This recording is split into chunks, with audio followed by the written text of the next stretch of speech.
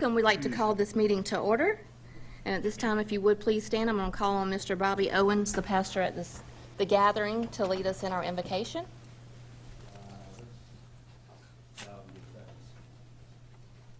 Almighty God and our Father, we just give you thanks today and praise you for the incredible opportunity we have of each day, because every day is a gift. Thank you, God, for this incredible sanctuary of your creation that you've given for us to appreciate and enjoy. And I thank you that we get to live here in one of the most beautiful places that I believe you created. I thank you for our town. Thank you for all our leadership. I thank you for our mayor, our council, all the staff, all of the employees of the town who take care of us and take care of all the things that you've entrusted to us. I just lift them up in prayer. I ask for your blessing. But also ask God for wisdom. God, I ask for compassion and mercy. Father, I thank you that we get to enjoy your goodness. And so, God, I just pray that we would appreciate the things that you've provided, and that, God, more than anything else, that we would reverence you, reverence your design, that we'd reverence your plan, and that, God, we'd give thanks in all things. So tonight as we meet, just help us to have that spirit of community, that we might love each other and indeed love you. And we pray it in Jesus' name. Amen. Amen. And at this time, we have two very special, outstanding students from Surf City Elementary School, Mr. Brody Kozinski, along with Parker Flegel, that will come up and lead us in our Pledge of Allegiance.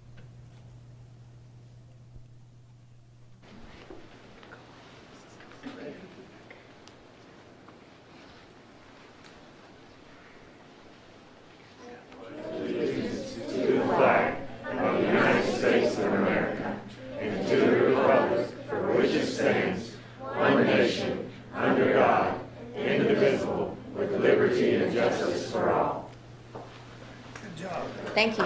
Good job.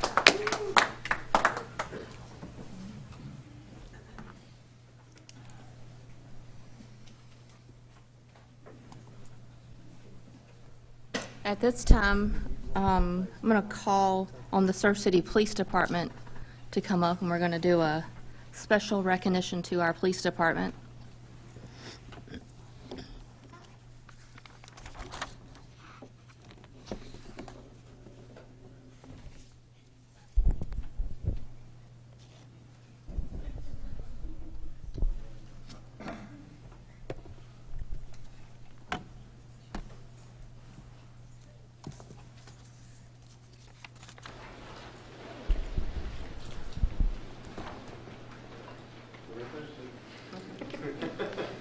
Chief Philip Voorhees served in the United States Marine Corps from 1993 to 1997.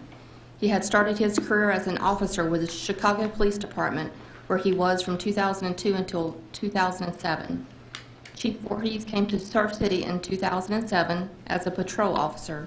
He was promoted to sergeant in 2012, and then to lieutenant in 2015, and chief in 2022. He is a law enforcement instructor, specialized firearms instructor, an Axon Taser instructor, in-service training coordinator, and holds an advanced law enforcement certification. Chief Voorhees is a graduate of the Coastal Plains Law Enforcement Management Institute. He is a graduate of the Campbell University and has attended over 550 classroom hours of leadership, management, training, and over 1,500 classroom hours of law enforcement specified in training. And at this time, I'm going to let him introduce his force that he has with him tonight. Okay, thank you.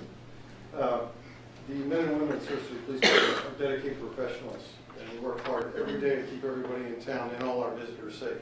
A few people, or a few officers here with me tonight. I just want to introduce everyone.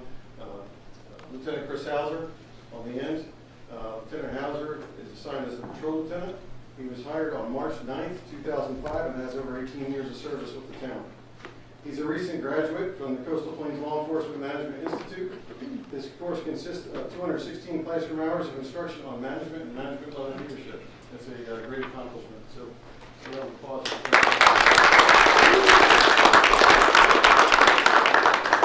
That's the certificate.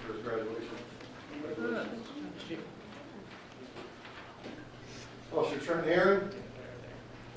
Trent serves as a patrol officer with the Surf City Police Department. He started February 7th of 2021, and he previously worked for the Greenville Police Department. He got real smart then, and then he came to work for us.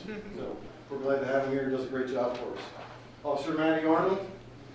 She started as a beach intern, worked 2 summers for us on the beach. She went to BLED, we sponsored her, she graduated at the top of her class, and now she's in a Surf City uniform and out on the street working for us. Thank you. She does a great job. And then Officer Marcus Lum. He was born in Hong Kong. He moved to the United States and served as U.S. Marine. He recently graduated from the Basic Bike Patrol Operator School and Advanced E-Bike Operations School, and will be assuming the duties of our first e-bike officer, and there's his e-bike right there. Congratulations, and thank all of you.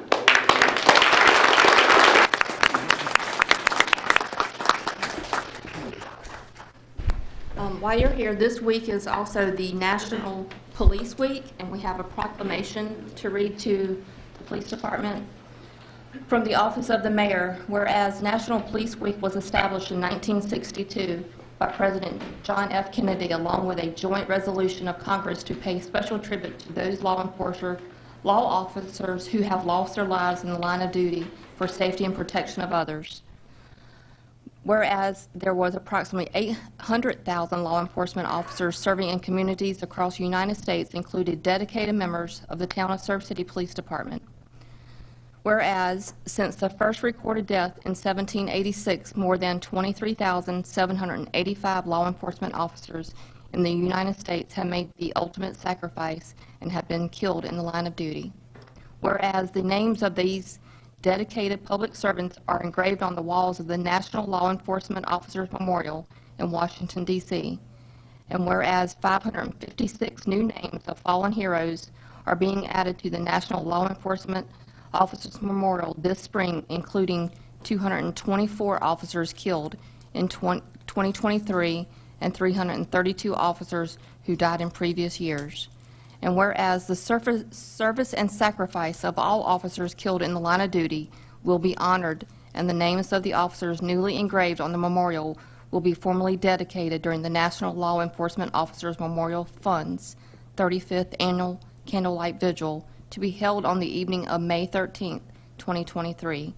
Whereas May 15th is designated as Peace Officers Memorial Day in honor of all fallen officers and their families. Now, therefore, be it resolved that I, Teresa B. Batts, Mayor of the Town of Surf City, North Carolina, do hereby proclaim May 11th through May 17th, 2023, as National Police Week. This is for you. Thank you for all you do.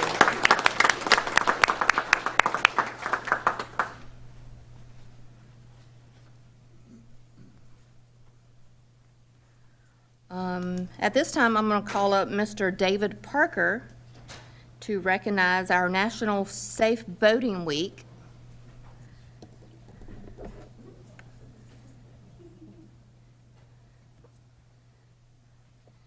And he comes every year prepared to keep us educated on public safety of boating, so you have the floor. Madam Mayor, Mr. Mayor Pro-Tem and distinguished council members, thank you for receiving me. And I was remarking to Mayor Batts a little earlier that Power Squadron folks know that when we come to Surf City, we're among friends because of the steady support and warm friendship you've always shown us when we come here. So I thank you. We are receiving from you today a proclamation to make May 20th through the 26th National Safe Boating Week in the town of Surf City. And my remarks are really on the issue of safe boating. This is a week when we're supposed to think about what keeps us safe out on the water. And the news on that topic is mostly good in North Carolina, because if you look at the statistics, in the past 20 years we have eliminated many of the risks that used to claim lives of boaters in the old North State. And right now, about the only way you can manage to lose your life in a boating accident is to drown. And about the only way you can do that is not to have one of these on when an accident happens. Boating safety really today boils down to having a life jacket on when a trouble comes. We've figured out that all boats need to have life preservers, and nobody goes out now without having an adequate number of them on board, but we don't always wear them. And so the message for Safe Boating Week this year is you need to wear this thing. You need to wear it from the time you leave the dock until you come back. And you can buy them that are not as bulky or as awkward as this thing. You can buy them that are just little vests that will inflate when you need them, when they go in the water. You can get anything you want, but you need to have something. And so I'm going to ask the members, all of you here, and all you folks that are listening, you need to set an example. And this week, Safe Boating Week, is a good time to start. People will see you wearing your life jacket in your boat when you leave the dock, and that's really the step that we have now before us. So that's really my message. It's really simple. There's not a lot to it, but it's really important. So anyway, thank you for your time, thank you for your support, and God bless you. All right, Mr. Parker, thank you. Thank you.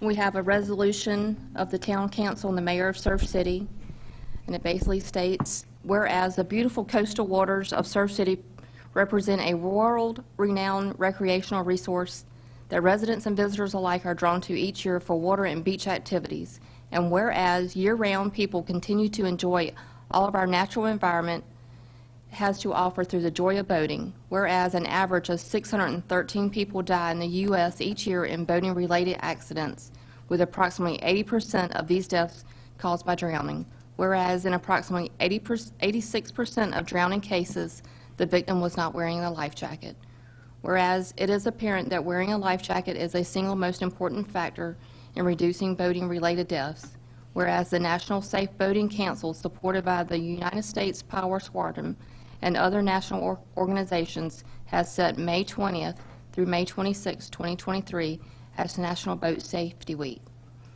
Now, therefore, be it resolved that the Mayor and the Town of Surf City of North Carolina hereby proclaims May 20th through the 26th, 2023 as Safe Boating Week in the town, and urges all persons to wear a life jacket at all times while boating. There you go. Thank you, ma'am. Thank you.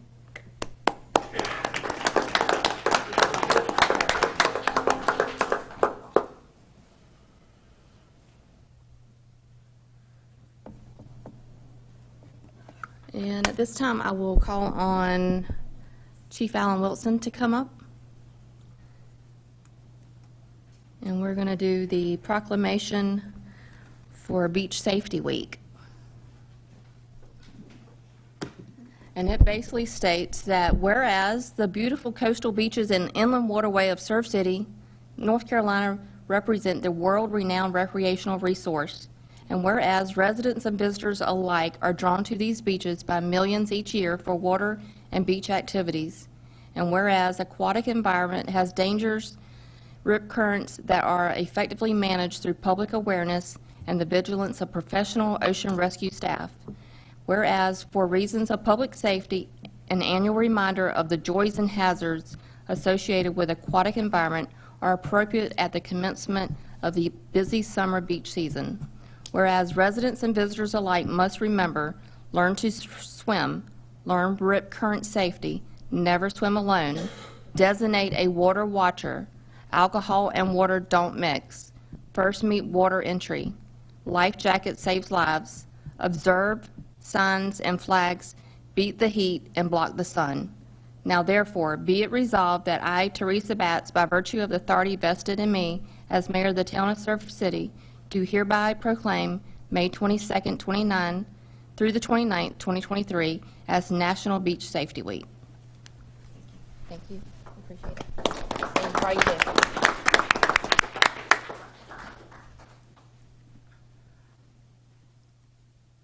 And we do have the National Day of Prayer proclamation as well, but we are going to read that at on Friday's 9 o'clock meeting at the park. Thursday at the park. So at this time, I am going to call up Miss Sandy Moreau, and we are going to present the Beautification and Enhancement Committee Awards to the Business of the Month, which is the Ecological Marine Adventures. The Morettis, are they here? If you want to say anything about them. Don't know what the Ecological Marine Adventures organization is all about. They provide day camps and other educational programs for children, but also for adults. They'll take you out to the sound or along the beach and count critters and all kinds of great things for you to learn about the ecological interests of our area, and we are just so pleased to have such a wonderful educational organization.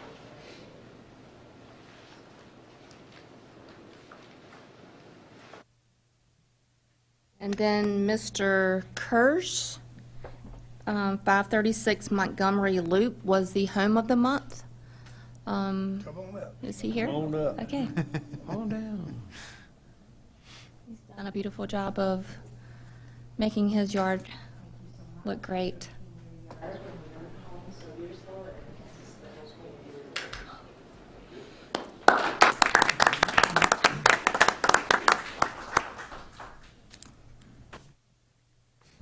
Okay, now we can get to business here. Item number 8 is the adoption of the agenda. Has everyone had a chance to review the agenda? I make a motion, we approve it. I'll second it. We have a motion to approve and a second. All those in favor, please say aye. Aye. All those opposed, same sign. Motion to approve agenda carries.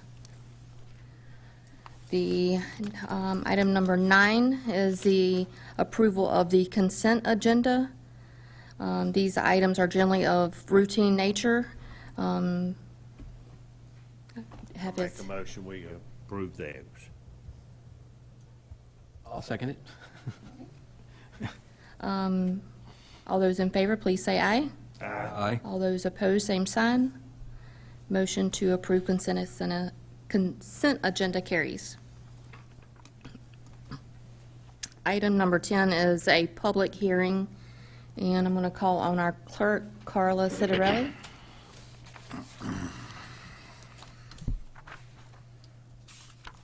Okay, this is an annexation petition for 1.21 acres located off Tortuga Drive in Surf City. It is adjacent to the current Surf City Pet Hospital and owned by the same.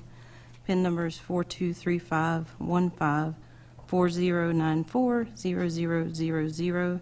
It has been to planning board, and they recommended zoning of rural agricultural, which is what the current pet hospital is also.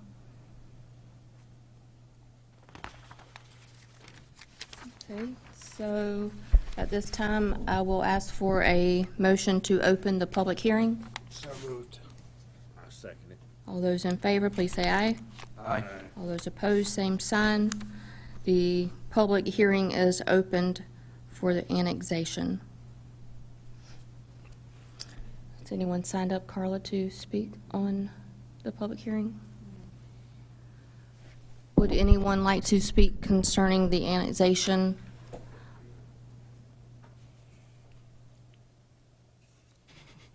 I'll make a motion, we close public hearing.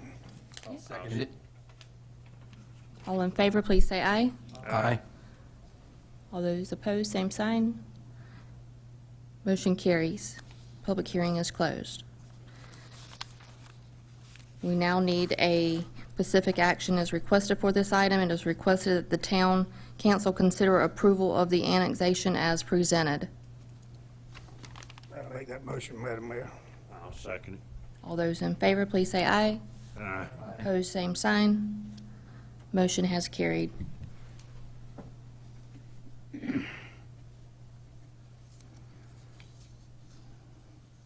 The next public hearing is the budget ordinance for the 2023-24 fiscal year, and I'm going to call on our town manager, Kyle Brewer, to present.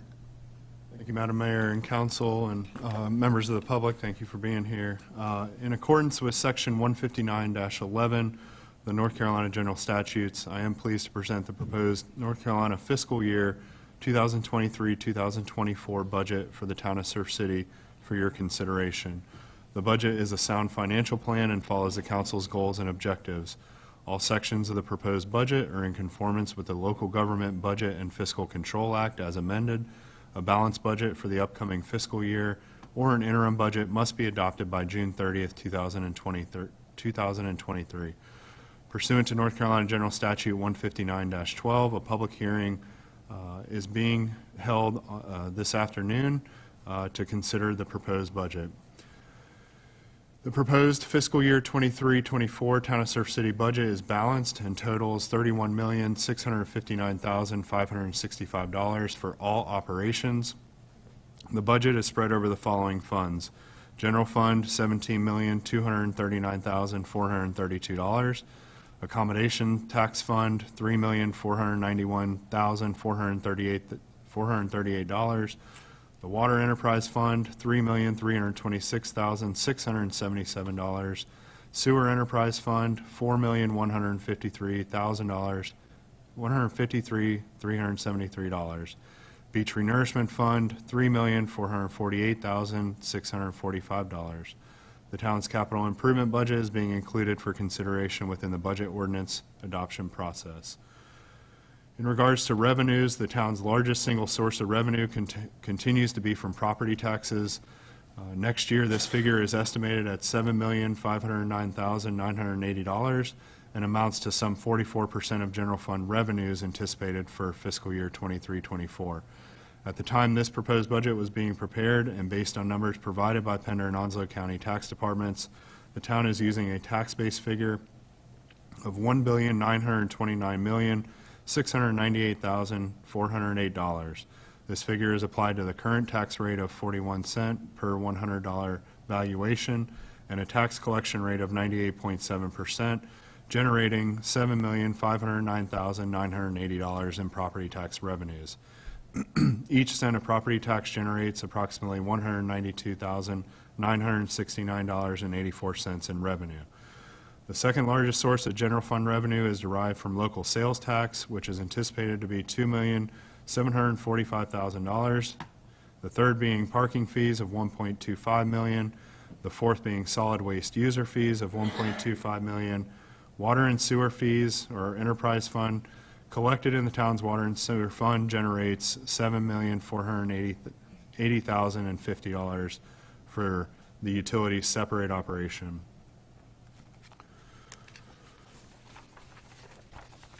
Expenditures, expenditure estimates were compiled and formulated by the budget officer and finance director based upon written requests and justifications submitted by the various department heads. These requests were made available for council review and included in the budget workbook. Each department's request was given thorough consideration based on current and prior year expenditures, proposed work program needs, inflationary trends, and a review of respective departmental operations. All revenue estimates in the budget are based upon recommendations provided by the North Carolina League of Municipalities, county tax values, current contracts, and figures provided by department heads that have revenue collection responsibility and actual revenues received during the current fiscal year. This budget, like others, is influenced by a multitude of factors, including current economic conditions affecting the price of goods and services sought, escalating personnel costs, as well as current economic activity regarding growth and development. Generally, expenditure requests exceed estimated revenues, which require priority setting based on service delivery and goals. This year is no exception. Department heads are commended for their foresight and intimate knowledge of the needs of their departments, as well as how service delivery is impacted based on funding needs. Some of the fiscal year 23-24 highlights include continued funding for beach nourishment. A combination of occupancy tax, ad valorem tax, and paid parking revenue will provide for $3,448,645 to be included within Fund 81. These funds are utilized to continue building the reserve amount in anticipation of the U.S. Army Corps Coastal Storm Risk Management Project. Continued investments into public safety. Maintaining a reliable fleet for the police department includes the recommended acquisition of 3 new police vehicles, continued investment into technology to increase our ability to solve crimes, utilizing resources such as tsunami cameras, as well as body camera technology and data storage, computer-aided dispatch for mobile terminals, for fire services, adding 3 additional personnel to continue working towards dedicated ladder truck staffing, full replacement of hydraulic tools necessary for rescue operations, funding for a new brush truck, Station 23 upgrades, generator replacement, and Station 25 expansion planning funds. Under growth and development, funding to bring development ordinance and technical standards in alignment with the recently adopted comprehensive plan, additional funding for sidewalk and street construction and repair, and partial funding for a stormwater position for eventual long-term needs identification and implementation.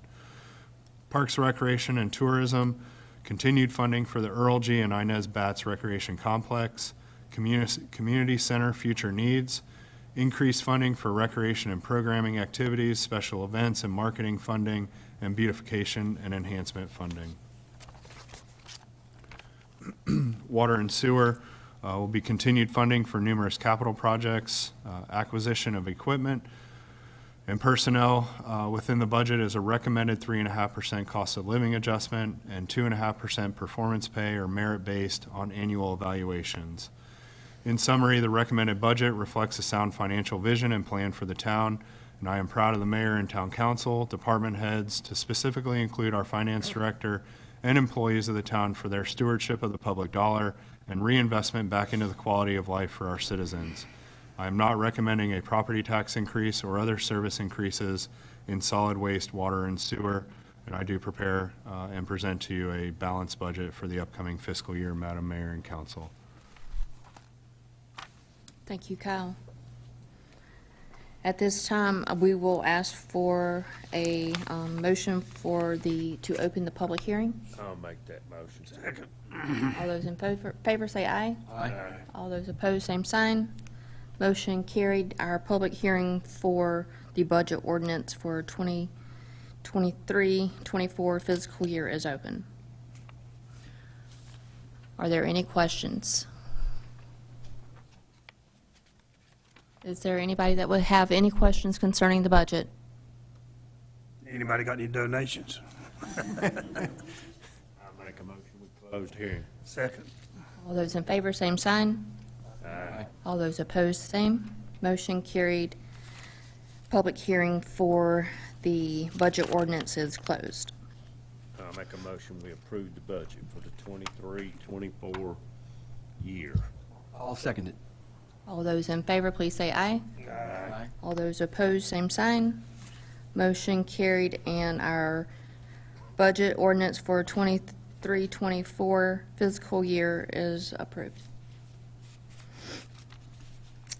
And moving on to our next public hearing is going to be the CAMA adoption of the Comprehensive Land Use Plan, and I will call upon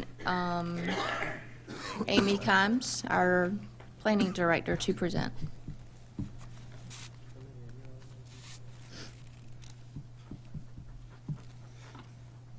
Evening.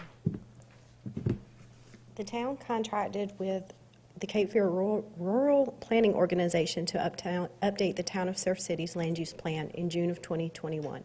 The previous plan was adopted in 2005. This update was undertaken to ensure the plan was in compliance with both Coastal Area Management Act regulations and the legislative changes found in Chapter 160D of the North Carolina General Statutes. The updated plan was adopted by Council at the February 7th, 2023 meeting in accordance with the Chapter 160D NC General Statutes. The draft land use plan was also submitted to the District Planning for Coastal Management in October of 2022. Mr. Christenberry has reviewed the plan and returned it to the consultant with no comment. At this time, I am requesting adoption of the plan as the CAMA Land Use Plan. Once adopted by the Council, the plan will be submitted to the Coastal Resource Commission for certification. Once certified, this plan will be used for both land use planning, which is their zoning side, and CAMA planning purposes. At this time, I need a motion to open a public hearing for the Comprehensive Land Use Plan. I'll make a motion to open public hearing. Second. All those in favor, please say aye. Aye. All those opposed, same sign. Motion carries, and the public hearing is open for the adoption of the comprehensive land use plan. Anyone have comments that they would like to make concerning the land use plan? If anyone has a comment, now's your chance to speak on the comprehensive land use plan. I make a motion, we close the hearing. Second. All those in favor to close the public hearing, please say aye.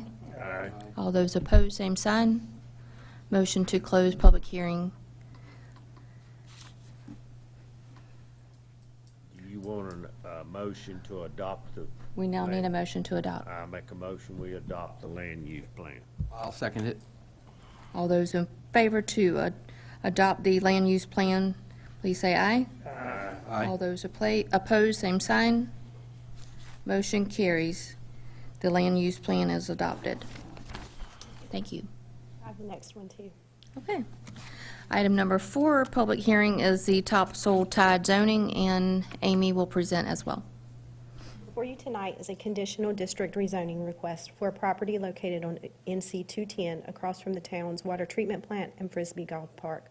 This property is approximately 6.3 acres and can be identified on Pender County GIS as PIN number 4225-57-8663-0000. A vicinity map is provided in your packet for your use. This property was voluntarily annexed into town on January 1st, 2022, and assigned a zoning of R10 in accordance with the 2005 land use plan, as that plan was in effect at the time of annexation.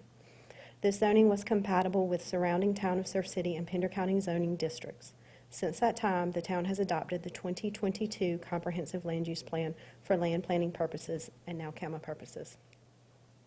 Under the new plan, this area is identified as mainland residential, which states, this moderate residential intensity allows for some housing choices while limiting density and scale. Most non-residential development is discouraged to maintain the neighborhood's character.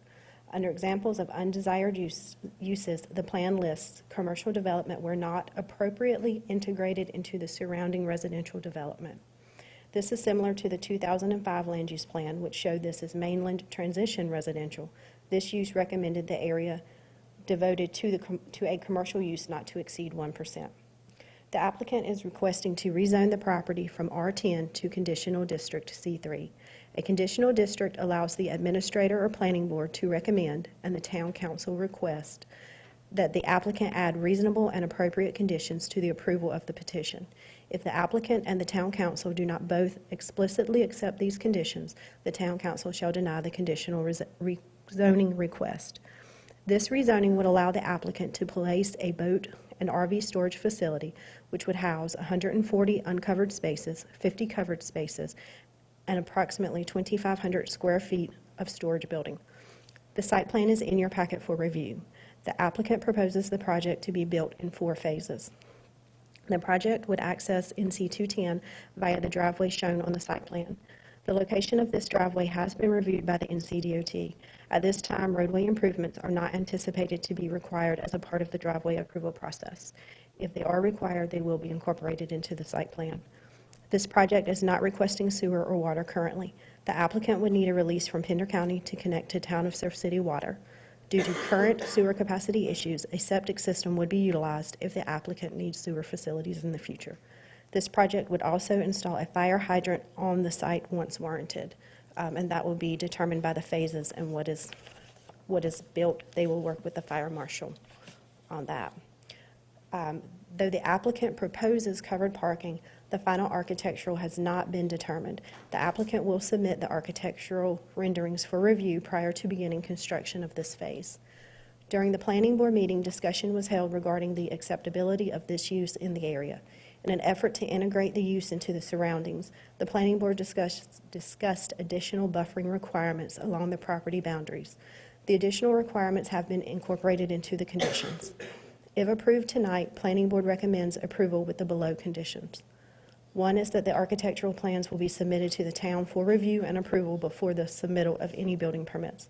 This submittal will be consistent with Appendix A, Section 4.5 non-residential facade and site design standards for non-outparcel lots, and relevant definitions found in Appendix A, Section 3.0. Number 2, vegetative plantings located within the 10-foot road frontage buffer and property buffer will meet the requirements of Appendix A, Section 5.11, mini storage facilities, and Appendix A, Section 5.7, landscaping and tree requirements. The applicant will submit a detailed planting plan and list for approval before installation. Number 3, the applicant will either provide town staff with a copy of the approved NCDEQ high-density state water permit or an engineered stormwater management plan meeting the requirements of Appendix A, Section 5.9, stormwater management plan before the construction of any built-upon area. Per Appendix A, Section 3.4, built-upon area shall include the portion of a development project and/or lots that are covered by impervious or partially impervious cover, including buildings, pavement, gravel roads, recreation facilities such as tennis courts, etc. Wooded, slatted decks, and the water area of a swimming pool are considered pervious. Number 4, fencing shall be hidden behind the landscape buffer. Number 5, vegetation to be planted along NC 210 must be of a caliber that screens the project at the time of planting. The side plantings may be smaller, but must meet the town ordinance and grow to height width that screens the project. And number 6, the vegetative buffer along NC 210 should be 25 feet wide. Each side vegetative buffer shall be 10 feet wide. At this time, we'll make if I could get a motion to open a public hearing for the topsoil tide zoning. I'll make a motion, we open it. I'll second it. All those in favor, please say aye. Aye.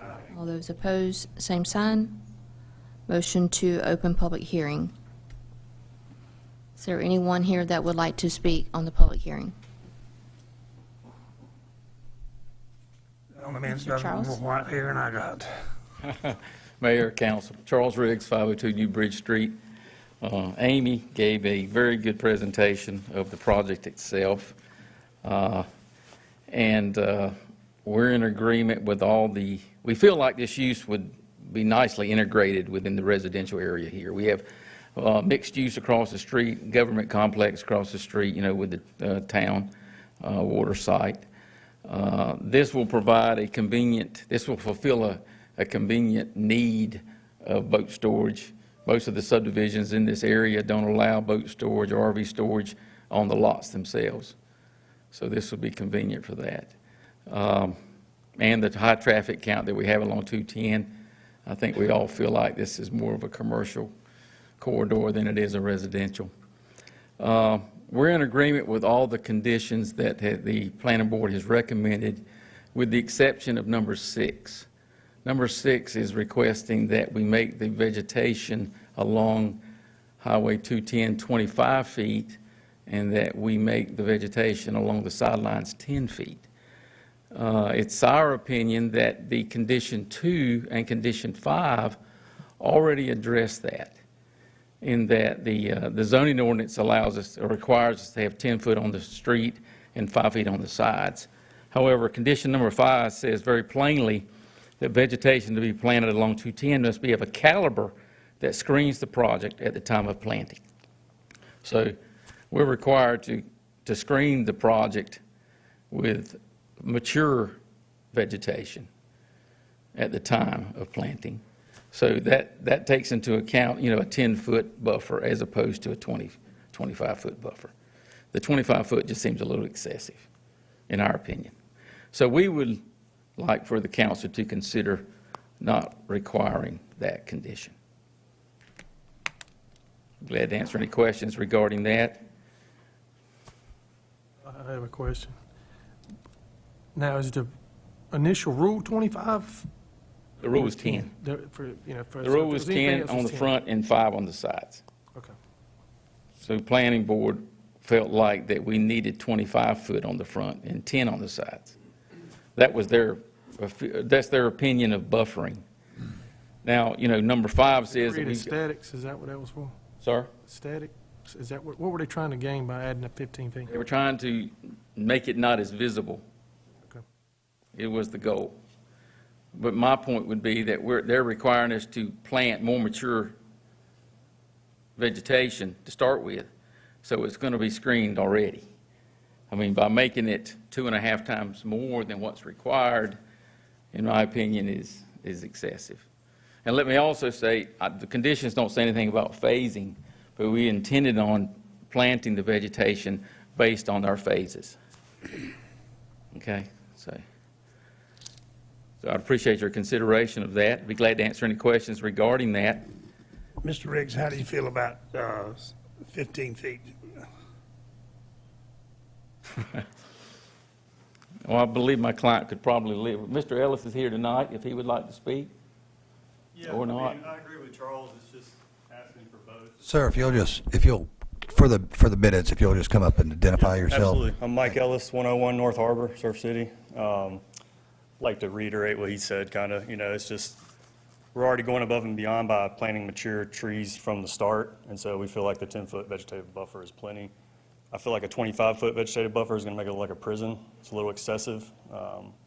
We want to buffer the property, but we want it to look nice. I mean, that's our number one goal, is for it to look aesthetically pleasing. I mean, When you say mature vegetation, what height are you talking about? Or bushes, trees? the ordinance only states that it has to grow to maturity within a certain timeline. And so you can plant a small bush, and as long as it gets bigger within 5 years, you're good to go, basically. What planning had suggested was we plant more mature plants initially to offer that screening right off the bat, essentially.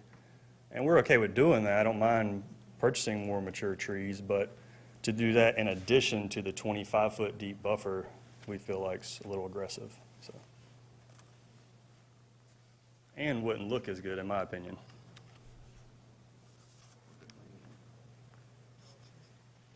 What's considered, I mean, do you have a plan yet for your landscape as far as, I mean, if I ask you what size tree and what size is it at maturity, do you have an idea of what So you got? I actually spoke with Johnson Nursery, and the kind of standard, if you will, without going crazy, is you can buy them around 5 foot tall, the evergreen trees we'd like. So that's probably the initial height they'd be planted at, which is about as tall as the fence, maybe 6 foot. But anything past 6 foot tall, you basically have to pay them on a contract basis to grow the plants for you, especially to the extent that I need. I mean, you're talking about 800 foot of road frontage, so I think it's called a contract grow or something like that. And so basically I'd have to purchase the plants at where they're at now and pay them to grow them larger. So again, that's a little excessive. I just want to make sure. Amy, is the rule 10 foot? Is that what it is? So a couple of things. The mini storage facility actually requires that the plantings be 6 foot tall at the time of planting, and the spread and spacing so as to form a continuous unbroken screen between the storage facility and the adjacent properties versus the new planning standards that are used like when you build a new house or whatnot. So there's that. Amy, I'm sorry. I'm sorry. Just the conditions are important. Yes, sir. That 5 years condition from now. is, hold on. Is that 2 referring to Appendix A, Section 5.11? Yes, sir. Condition 2 calls out mini storage facility, which states that dense evergreen trees and shrubs not less than 6 feet in height and of a spread and spacing so as to form a continuous unbroken screen between the storage facility and adjoining properties. So that was what was in number 2. The setbacks were 25 feet on the front and 10 foot on the side. They required a 5 foot buffer or vegetative buffer and a 10-foot vegetative buffer on the top. The property runs 1,000 feet almost back into an R10 and a rural performance. So there was concern that the increase in plantings was requested so that if those became residential in the future, they wouldn't butt right up against a fence and a commercial use to kind of make that more hidden in there. That was their point in requesting that the setbacks be vegetated versus just the required buffer. I didn't get my answer. Is it 10 feet is the rule? 5 feet, so Back and 10, so, right? 5 feet is the landscape buffer. 10 foot is the setback requirement, meaning you can't build a structure in that. They requested that the setback be fully vegetated, not just the 5 foot landscape buffer. They're not, I must have misunderstood the rule. I must have misunderstood what you were asking. It sounded like to me they were asking to take up more of the usable property. They're not asking to take up more of the usable property. They're asking them to plant more of the setback. Is that, or am I misunderstanding? So they're asking them to plant the entire setback versus a portion of the setback as required per the ordinance. That ordinance requires 6 foot. The mini storage facility ordinance that's referenced in number 2 requires 6 foot in height.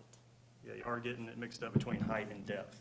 So the numbers being thrown around, some are for height of vegetation and some are for depth of vegetation. I think I'm still on the depth. Yeah, I'm trying to figure out. We're trying to figure out the depth. The front is required based on what we're requesting here. The rules require 10 feet of vegetation. In width? In width, 10 feet of vegetation. Planning board was recommending 25 feet.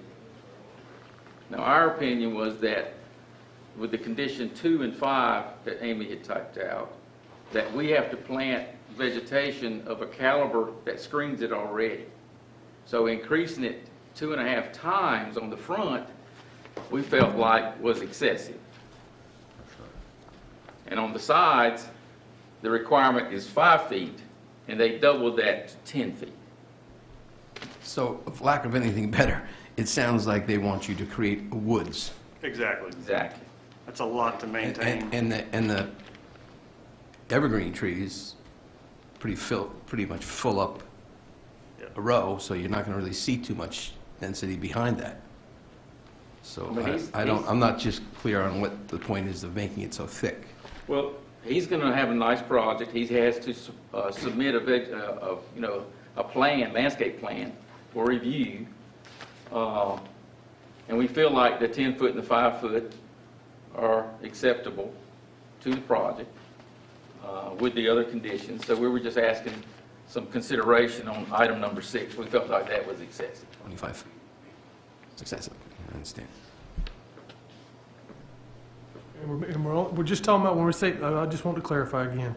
When we're saying 25 feet, we're just talking about what they were requesting to be planted. The depth. The depth. That was already the That's right. setback versus the buffer. Right, yeah. That didn't That's change. They just said, all right, we want you to plant it deep. Yeah, planning board recommended the plan as we had it drawn with the open air storage and the covered storage and the setbacks and the proposed basin. Really, the only issue was the vegetation and the amount of vegetation. But We're come proposing to 6 the foot. realization to go ahead and we're going to get the biggest ones we can buy from the nursery and mature trees and backfill. It says very plainly in the conditions that the vegetation that's planted has to buffer, has to screen the project. I'm sorry. Go ahead. I'll wait, what they say in here today, if it's not stated out in the conditions, is not going to be binding just because it's in the minutes. And I'm not saying you won't do your best to get evergreens that are 6 feet tall, but if that's the board's expectation in this conditional zoning, That's already stated in the ordinance. All we're asking to do is follow the ordinance that's already in place. That's right. It's that simple. That's all we're asking. Condition number 2 is 6 foot tall and screened. That's already in the ordinance, yeah. That's all we're asking is just to go. I'm just, for the record, I'm good with it staying at 10 feet. I don't I'm want to, confused about something else, and I thought you said earlier you could buy a smaller tree, and as long as it had grown to something, but that's not what we're talking about now, right? Yeah, no. Okay. When he said it was in the ordinance, I was like, I thought the ordinance said small to big. That's the difference. well, there's a difference between the 10 feet referenced in condition 2 and the 10 feet referenced in condition 6, correct? So Or is that correct? in section, not in across it, appendix maybe. A, section 5.7, landscaping and tree requirements, that gives some caliber and some sizes. That's for that is our standard landscaping for, if I put in a new car wash or pet store, whatever. It's for that. The 5, section A, appendix A, section 5.11, mini storage facility is above and beyond that, which then requires the 6 foot tall tree with the unbroken screen. So they would have to be 6 foot tall and you wouldn't be able to see through them. So that's number 2, Right. requires that. So what my understanding is, all that they are asking is to scratch the vegetative buffer along NC 210 from 25 feet wide and the side at 10 feet. Mark that back down to vegetative buffer along NC 210 should be 10 feet wide and each side buffer shall be 5 feet wide. That's the standard in the code already. That is the Yes. standard, yes. Okay. And planning board's concern was just having that bigger buffer because you would go so far back into the development of the surrounding property. I think I'm good with the 10 and the 5. then. 25 feet seems a little excessive to me. I mean, you know, It does to me too. so. So in summary, we're just asking to have condition number 6 removed. We agree with all the other conditions. Mr. Mayor, what do we have to do at that stage, Mr. Mayor? We're still in public hearing. I have another question for Ms. Kimes on the conditions. Sorry. Ms. Kimes, the architectural plans that do not, or that are not in existence yet, once they come into existence, they're to be submitted to the town for review and approval? Yes, sir. Is that to the town staff for review and approval, or do you contemplate that coming back before the council? The part of site plan approval requires that the architectural be reviewed and approved as part of the site plan approval. Typically, that goes through council as part of the site plan approval process. I don't know that it was spelled out during planning board, so that would be a consideration for council, whether they felt staff could do that or whether they wanted to see any additions, revisions to the plan set, such as architectural renderings. If we were to modify that condition to say, as per town code, it would be treated like any other architectural plan? Then it would come back through planning board and council. Yes, Okay. sir. That's an open, I don't want that to be, and neither do y'all. I want that to be an open question down the road, so. I had a question about the phasing. We want to make sure it's understood that we plan on landscaping based on the phasing of the project. Phase 1, Phase 2, Phase 3, Phase 4. Phase 1 All of Phase 1 is all the road front. Sides, and all the Phase 2 would be right behind it, the 2 sides, and Phase 3 would be the 2 sides. If you do not, That was discussed at planning board, but it was not placed in the condition. It was discussed at planning board to allow a smaller plant to be planted back there if that phase wasn't done yet, to allow it time to grow, so that if at the time that he started that phase, it was filled in and he had started with a smaller plant, that would be fine. So that was the alternative that planning board was offering to work with. I may not have worded it well, but the intent was to, if he did phase 1 with big plants and he wanted to plant 5-gallon or whatever, small plant in phase 5 that had 4 that had time to grow, that was the intent of that. But if he's going to plant at the 6-foot height at each phase, then there's no need to allow that smaller.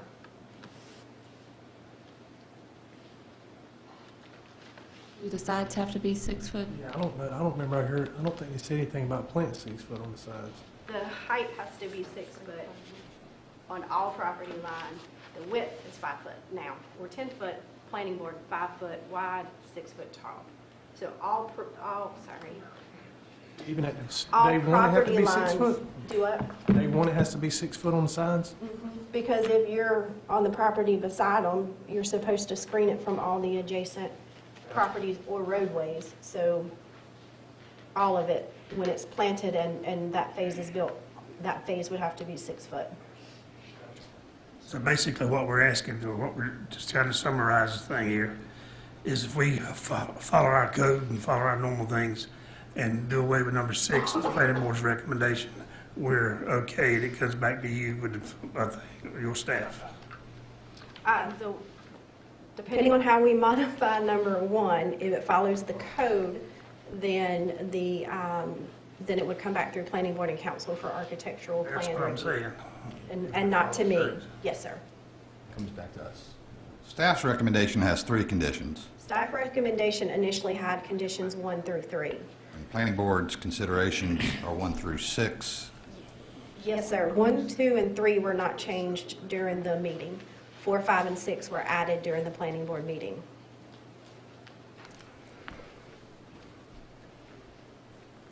With respect to Mr. Riggs' concern about the obligation of planting to be per phase, Ms. Kimes, Oh, sorry. if you retire, I retire, everyone in this room retires, and someone has to make that call a year from now, is there anything either in the town's code of ordinances or these conditions that will make it clear to a planner or a reviewer looking at this in the future that they can or cannot plant in phases? Because I don't see that in the conditions, and that seems to be important to the applicant. I just want to hash that out. I would say that in general, any improvement required would be a part of that phase. The reason that it was talked about some on this was, one, to allow the smaller plants to be planted back there so that they could grow to decrease the expense of the initial plant, and also because it had already been logged. So even though it wasn't being completely put in, I believe at one point we discussed putting the fence in total. So if the fence was going in completely, then the vegetation needed to go in to hide the fence. Rich, would you address that? Because and I'm not trying to be the fly on the ointment here. It's just not clear to me. Well, our intention, maybe I'm just correct me if I'm dumb. wrong. Our intention is to plant the 10-foot wide, 10-foot deep, 6-foot high, along the front of 210 to a caliber that will screen the project. The sidelines will be 5 feet wide, and they'll be planted with smaller items, so they will grow. I don't believe that the landscape plan requires us to plant 6-foot trees, 6-foot mature trees on the sidelines, but you can plant smaller ones that will grow to 6 foot. Because we're planning on, putting in the large trees along the road, and on the sidelines, we're going to have smaller plants.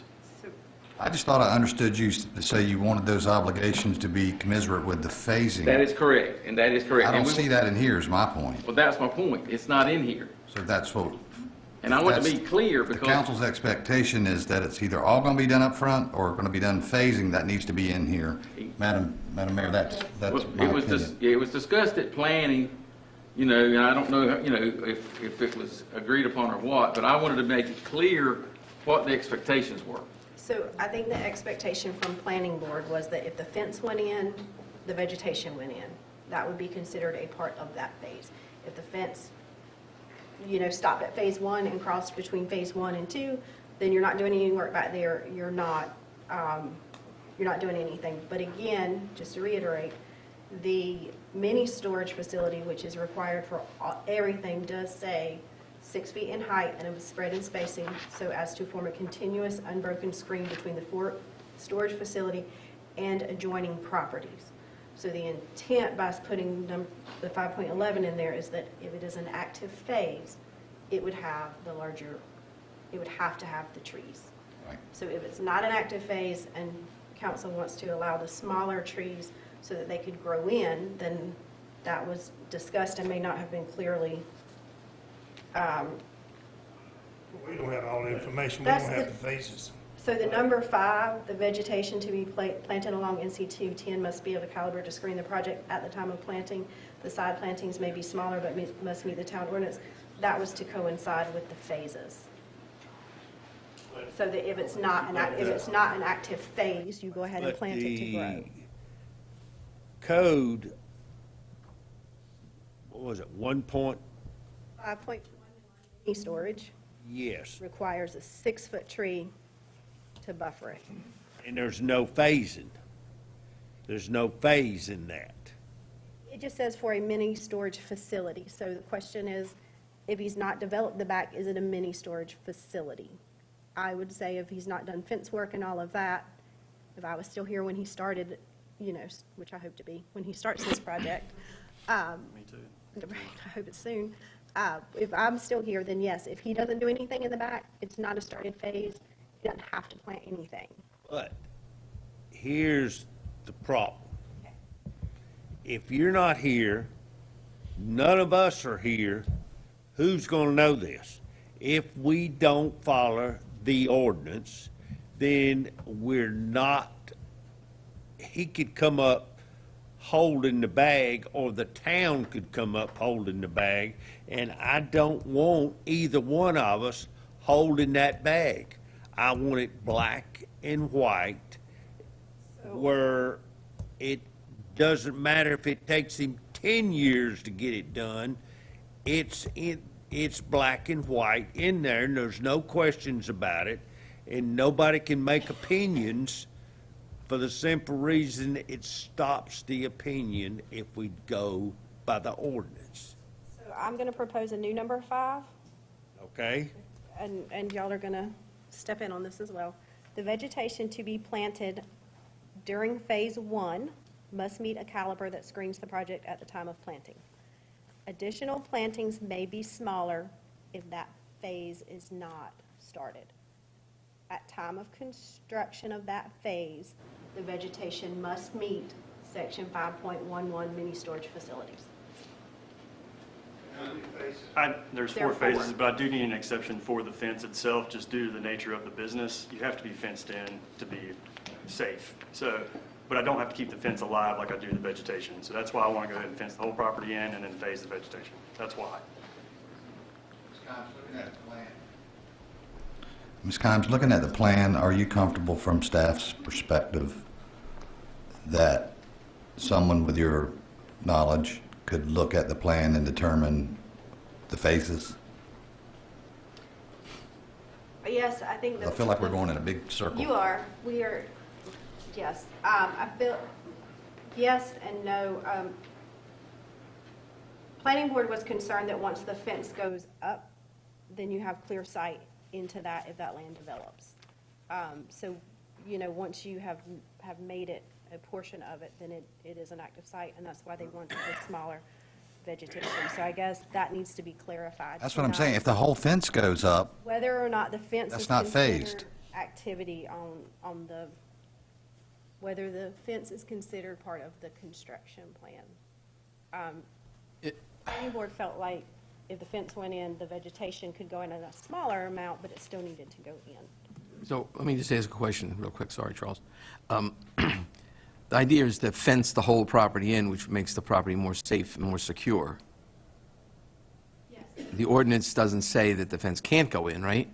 I mean, I think fencing the whole property in from day one is a great idea, because then he doesn't have to worry about anybody getting in where they're not supposed to get in. Correct. So the question is, can you just, and it's a big expense to move it, which I don't recommend, but that would be the question in lieu of putting it, phase 1, here's the end of the fence, and fencing across there and having to move it at each phase. Oh, no, The yeah. thought for planning board was to put in the whole fence. Yes. And then vegetate it so that That that makes- met the requirements. But that is not what they're agreeing to. So You don't want, but wait a minute, I thought I heard him say, Put the fence in, but I want to phase the vegetation. Pardon me. Oh. I was under the impression y'all had seen the plan. it's in the packet. Is it in the package? I've seen, Okay, because Mr. Eads was asking about phasing, and I'm sure he's, what I'm saying, and he might not be. But I know, but I understood your client to say that. I understood your client to say that he intended to put the entire fence up, irrespective of what's going on behind it. Yes, he would like to put the fence up because it's more economical to put the fence up on the entire triangle. I get it. And then to put plants around the entire property creates a burden, of course. And then not only that, but he's got to keep them alive. So, Well, where I'm driving, and this is a conditional zoning request, so we can put whatever reasonable, we being the council can, Yes.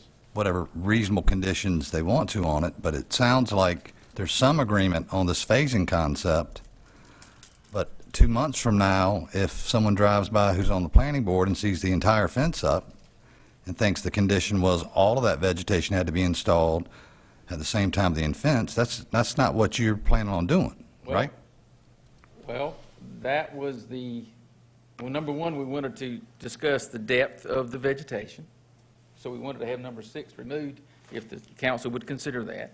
And then we just wanted to clarify that if we phase the project, what is expected of us from the town. That's it in a nutshell. And that's where I'm trying to get to right now. Yes. Because it sounds like the planning board's suggestion was fence and planning simultaneous regardless of the phasing inside. Now, please take into account that Phase 1 and Phase 2 are open-air storage. Phase 3 and 4 were covered. So phases 3 and 4 are different in that there will be structures there, you know. Sure. But we were hoping that the phasing, we were, trying to say that we would landscape as per we developed the phases. So, We okay. didn't feel like that, you got to take into account, we didn't feel like just installing a fence necessarily considered it to be an open area, because we have to put down gravel, we have to do a lot of the things that are expensive. It's just going to be, let's just say sod or dirt at this point. Yeah, no one's arguing that Yeah, point. so- I mean, we're trying to get clarity here. So if I may prey upon Mr. Brewer, who has an extensive planning background, I don't, other than once it gets to me, somebody sued somebody. So we just wanted clarity on that. Right. And Mr. Brewer, and I don't want to put you on the spot, but staff's going to have to look at this as construction progresses. Are these conditions clear, or Ms. whoever on staff? I'm not trying to put anybody on the spot. I just want to make sure everyone has the same expectations going forward and understanding going forward. I'm sure this isn't going to be a popular response from the applicant, but I think for y'all to make a decision, you probably need to look at a landscape plan. It probably would help in visualizing what this project is going to look like and what the expectation that Mr. Riggs, Mr. Ellis are putting forth. I have a question. Okay, so I agree with that. the concept here is to put the vegetation in front of what you're going to be constructing to block it from public so it doesn't look bad. But you're only doing phase 1 with the fence and the vegetation. Then when you do phase 2, you'll continue with the vegetation. Phase 3, continue with the vegetation. So basically, after phase 1, when you look through the fence, you're not going to see anything construction-wise until phase 2 is started. I just don't understand why they have to do all the vegetation when there's nothing going to be behind the fence that is going to be I would agree with that. I mean, we're. seen. I mean, you know, Phase 1's gonna have when vegetation you along do, the when road you do and phase side. 2, you continue with the vegetation. When you do phase 3, you continue, as you're going through the construction, and like you said, it's something that you don't have to keep alive, and you don't have to manage, you don't have to worry about, because it's just going to be fence, but at least it's fenced. See, my big thing is, it's fenced. It stops people from trespass, it stops, you know, vandalism, whatever, you know. I mean, you got equipment, you got material. I mean, that's, Well, let me say, we I don't know if appreciate that's a y'all's popular consideration. thing to say, but We're not getting at the point. The point is, you're wanting to do it in phases. He prefers to do it in phases. Our ordinance doesn't call for it to be done certain things in phases. The planning board didn't call for it to be done in phases. And I understand that we can alter that. But my thing is what the manager brought up, we probably need a landscaping or landscaping plat in order to get what we need. And the best thing to do to this hearing is to continue the hearing. You bring the landscaping plat, then we can take it back up again, is the way I look at it, because you're not going to come up with a legitimate wording that's going to cover the town, cover you, and someone down the road know this. And that's where I want it to be clear cut for you and the town. Don't you agree, Kyle?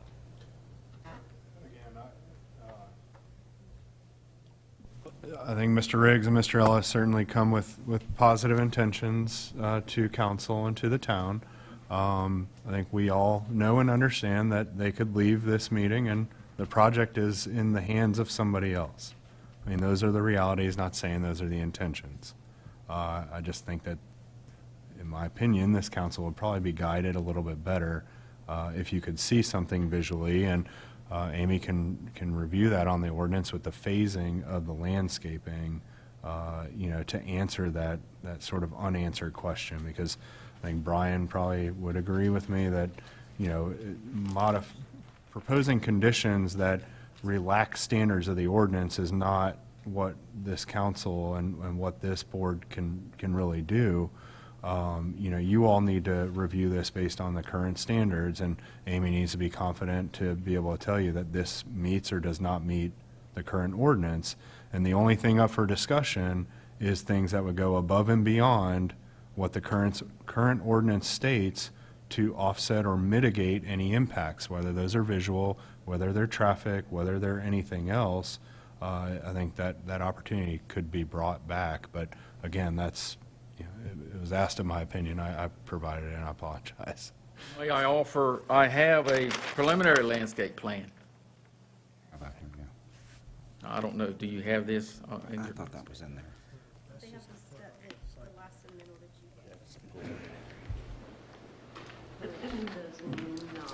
The submittal that you have does not show the landscape. Mr. Riggs, when did you let anybody know that you all objected to number 6? Well, we discussed that since planning, but we didn't bring that forward. I mean, we wanted to talk to the council about that. Well, we made them aware of that at planning board, that we felt that was excessive. But that was their recommendation. That goes above and beyond our standard code, as I call it. Is that not true, Ms. Times? Yes. in width goes above and beyond. The 6-foot requirement is a part of the 5.11 section. So, sorry.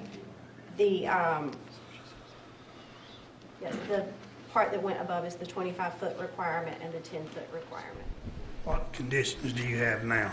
I noticed you changed 5. All right, so 1 through 4, we're not discussing, right? That's correct. All right, so condition 1 is architectural plans will be submitted to the town for review and approval before the submittal of any building permits.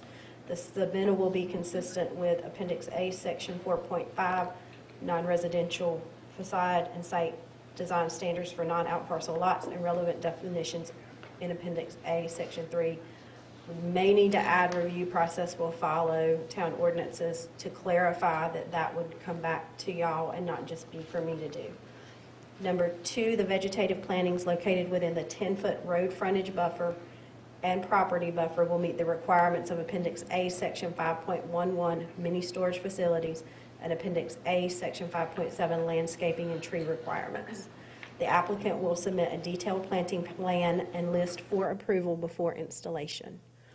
Number 3 is the applicant will either provide town staff with a copy of the approved NCDEQ high-density state water stormwater permit or an engineered stormwater management plan meeting the requirements of Appendix A, Section 5.9 Stormwater Management Plan before the construction of any built-upon area. Per Appendix A, Section 3.4, built-upon area. Built-upon areas shall include that portion of a development project and/or lots that are covered by impervious or partially impervious cover, including buildings, pavement, gravel roads, recreation facilities such as tennis courts, etc. Wooden slatted decks and the water area of a swimming pool are considered pervious. And then number 4, fencing shall be hidden behind the landscape buffer. And what was your number 5 you were talking about a while ago? My number 5 was that vegetation to be planted along NC 210 must be of a caliper that screens the project at the time of planting. And then it allowed for the side plantings to be smaller, but must meet the town ordinances and grow to the height within the and width that screens the project. So the intent of that was to allow them to do the smaller ones when they weren't actively building that phase so that they could grow into it. Is that's a condition that's above and beyond what we got ordinarily, right? Well, the condition, so the 5.11 just states that, hold on, let me pull it up so I can read it to you exactly. It states that many storage facilities, provided that they are buffered with dense evergreen trees and shrubs not less than 6 feet in height and of a spread and spacing so as to form a continuous unbroken screen between the storage facility and adjoining properties. So planning board felt that they were compromising because when you go in and clear, you know, your 10-foot path or whatever to get your fence in, that by allowing them to plant the smaller plants than what the mini storage ordinance required was a compromise that They were planting the whole area that they were disturbing because the limits of disturbance would include that fence area. Even though they're not building inside of it, they would do the smaller, and then it would grow into it instead of having to plant 6 foot at the moment the fence went in. So your number 5 is putting the, hiding the fence with the planting of the evergreens falls in line with our normal codes, right? Well, my number 4, that the fence shall be hidden behind the landscape. No, I'm talking about the number 5 we added that had to do with the thing. My number 5 Number is 4, we're okay on. my number 5 is a compromise of not having to put the 6 foot per the mini storage facility and allowing them to go down to 5.7, which would be, or I guess back up to 5.7, which would be the smaller caliper. They're requesting to just do the 5.11 requirement out front and then to install the fence and not do any vegetation until they actually start building structure or parking boats in that next phase. Does that make sense? Semi. I feel like we've talked about this so much, I'm confusing myself at this point. Both adjoining properties on each side are heavily wooded right now. Currently, we've had, since I've been here, I've talked to different people about the property that's in town developing. You know, those conversations come and go. So I don't know how that development and his phasing would fall. Are you good with her number 5, Mr. Riggs, Mr. Ellis? Well, I think it conflicts with number 4. It depends on who's interpreting it, but if he's putting the entire fence up at one time, and the fencing shall be behind the landscape buffer, and the landscape buffer, depending on the orientation of the property, is dictated by code, right? The width. Then that's going to have to be a uniform width and height, right? So how do you reconcile 4 and 5? That therein lies, I mean, Mr. Riggs, imagine you think it's going to be, or you, sir, in your pro forma, your business plan, you think phase 1 is going to cost you X, and then you get some sort of notice of violation from the town saying you were required to put complete mature or whatever vegetation everywhere there's fencing. I'm assuming that's pretty expensive. And I, you know. That's why we're if you're- asking for the clarity tonight. Right. Well, that's where I'm We're going. surprised to see nothing about phasing in here already, because that was something they mentioned, so that's why we Yeah, didn't bring it I up mean, to change it, because it's not on here, so. We've had phasing on here since we submitted the first plan. So, you know, our intent was to phase. I So our don't intent- doubt that your intent to phase. The question is, does the landscaping follow the phasing, or is the landscaping all up front? That's why we're asking for the town's consideration to tell us that. So the number 4, that the fencing shall be hidden behind the landscape buffer, was intended that he would put the landscaping in to start with. The number 5 was the compromise that planning board felt they were making by allowing him to plant the smaller plants and not plant the larger plants at the beginning. That was the intent of that. Apparently it was not worded. So does phase 1 have to be, Phase 1 would have to be 6 foot plants, can't see Okay. into it at all. and then the then compromise phase- is the subsequent, Is the what is it? subsequent 2 through phases. 5 or whatever? 2 through 4. 4? Would be allowed the smaller plantings, which meet our code of 5 gallon or whatever that number is, but is a much smaller plant to allow them to grow so that hopefully by the time he, you know, gets there, those plants would meet and he wouldn't have to put in as significant of a cost up front. Well, and that's the way, Madam Mayor and Council, that's what I would prefer, how we phrase it, just like that. If you're inclined to agree with that condition. To me, it's either it's all up front, or it's phase 1's up front, the compromise, as you described, for the subsequent phases, and then we're done. I agree with you. I That's what I've don't been trying to know get that- done the whole time. Y'all are agreeing with that? Yeah. I mean, it's, In other words, half a dozen with 1/6 of the other.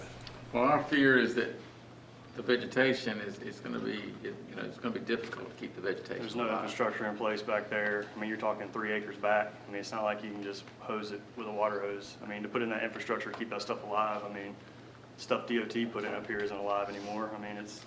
Okay, let me ask you this. Is your preference to full landscaping in first phase? No landscaping anywhere else, buffer, the type of landscaping we're talking about, until the next phase starts? Correct.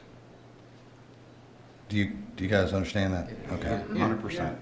That's not what I understood Ms. The Helms only, to be saying, but I wasn't at the basically, we're planning just board. looking for an exemption for the phasing with the fence. That's it. We're looking for the fence to be exempt from the phasing. That's all we're asking for. Everything else we want to phase except for the fence. And that's due to the nature of the business, like I said.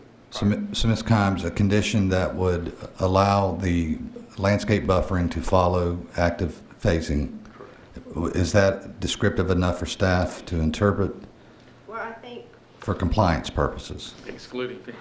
I think number 4, 5, and 6 all would need to be reworded then.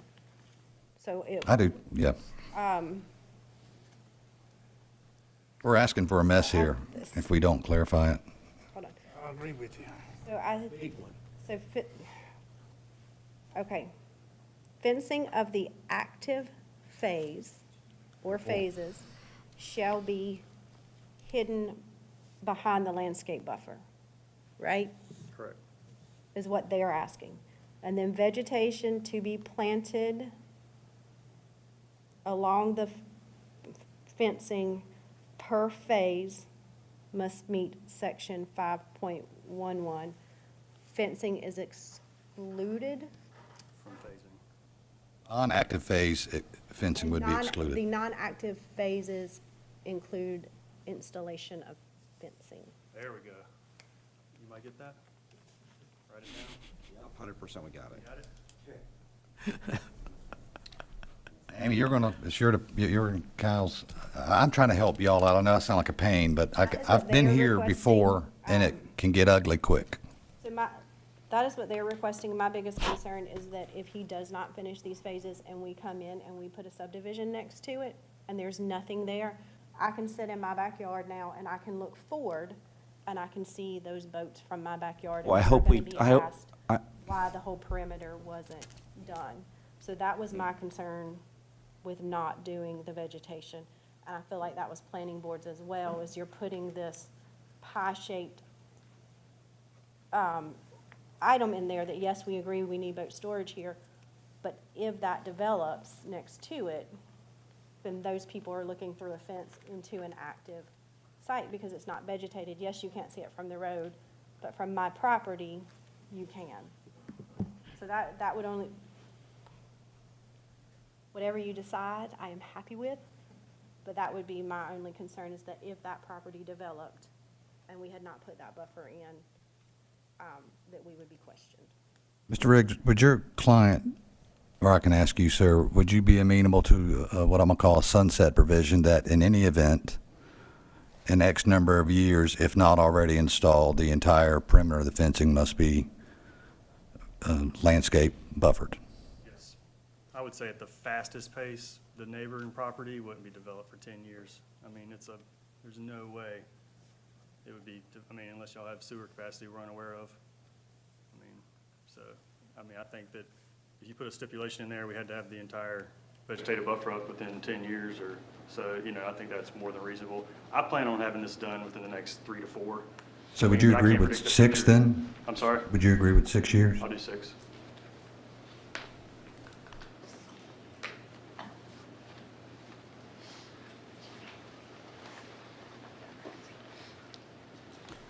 Madam Mayor, if I may make another suggestion, I think we're singing from the same hymn, so to speak, now, but I don't want to rush this. I would recommend that we continue this hearing, and we can continue it to the workshop, if you'd like, or to next month. Mr. Brewer, I'll defer to you on that. That's totally up to the Madam Mayor and Council if they want to hear this again. We can continue to the workshop and make a decision at the workshop. that you don't have to wait a whole month then, but I think it behooves I've both waited parties. 2 years, what's 2 weeks? Well, I just think it behooves both parties to get this right up It front. is what it is.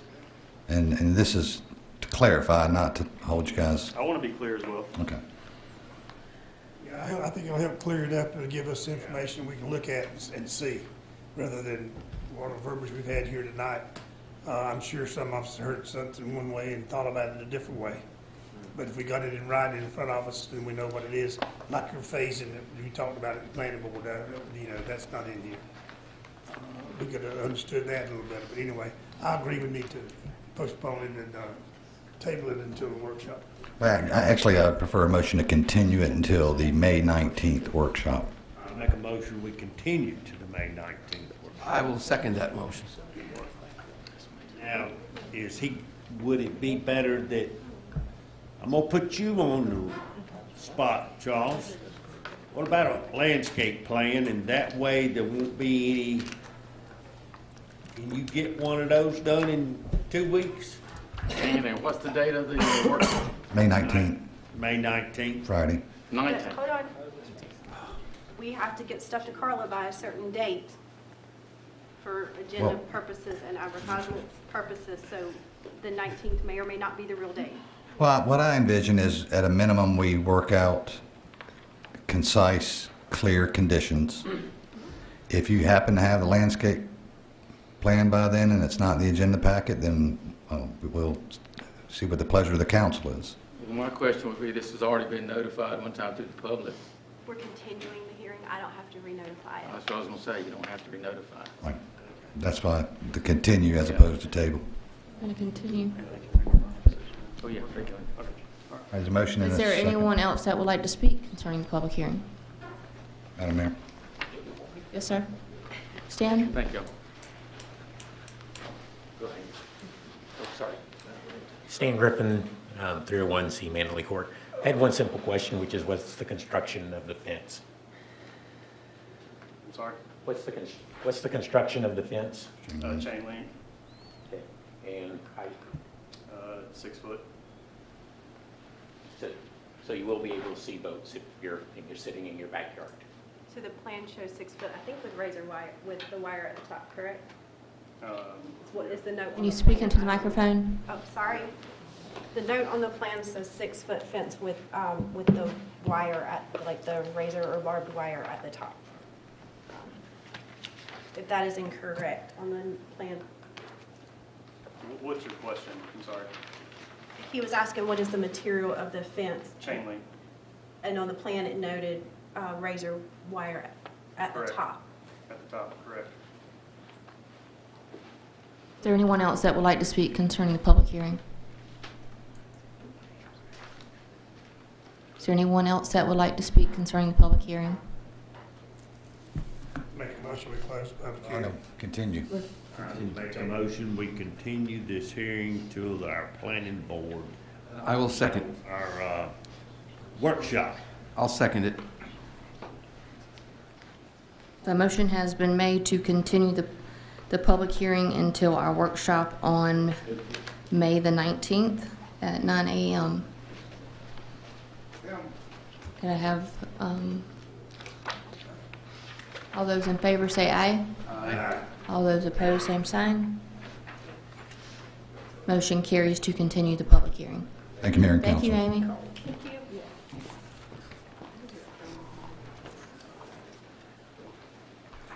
All right, at this time, we will move forward to public comments. Carla? Heather Allen.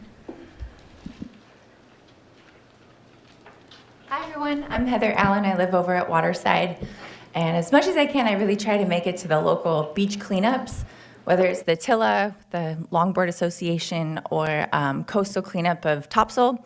Actually, a good friend of mine, Kristen Hole, she's my neighbor as well, she wanted to be here tonight, but she has to work, so she had some comments. I told her I would relay them to the council, and that is, again, this is Kristen Hole, co-founder of Coastal Cleanup of Topsail. We get a lot of volunteers from Jacksonville, Richlands, Holly Ridge, and Hampstead. Though they don't live here, they do frequent our beaches. They may be environmentally minded, enjoy the culture of our town, or looking to get connected in the community through community service.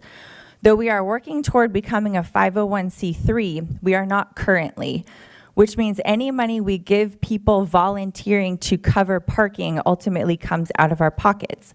Coastal Cleanup of Topsail is a beautification and education project founded in 2021. Through weekly beach cleanups and an inclusive educational online presence, we reduce marine debris, decrease risk of harm to wildlife, and encourage action in our community for a more sustainable future. We support volunteer parking passes. So just to kind of piggyback on her comments, I have been out there and I've seen, big families come out, they pay to park, they go clean up our beach, and then they have to go rush off to like baseball or soccer games. So I think it would be a good discussion to have for the city with volunteers who just live like right on the outskirts of Surf City, and they come to help clean our beach if maybe they could get parking passes. So thank you. Thank you. Carla? Sandy, Monroe.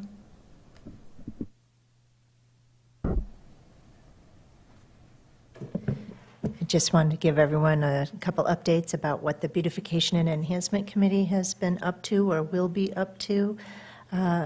Last month, we had our Living Shorelines educational program, and while it wasn't super well attended, the information presented by the NC Coastal Federation was very interesting and very informative, and the folks that were here really enjoyed it, and I think they got a lot out of it.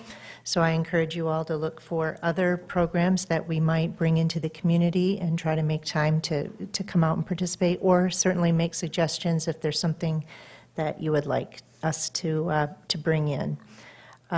We will be starting to meet very soon about the next mural project, and we hope to bring that to council sometime this summer for hopefully a fall, another fall project. And you may notice the cigarette butt recycling canisters have been installed, and some signage should be going up if it has not already, telling a little bit more about the project, and we will be keeping the workings of the recycling project within our committee to start with, but we will be opening that up to the community, so if anyone's interested in helping out with that project, just reach out to us and let us know. And that's all I have. Thank you, Sandy.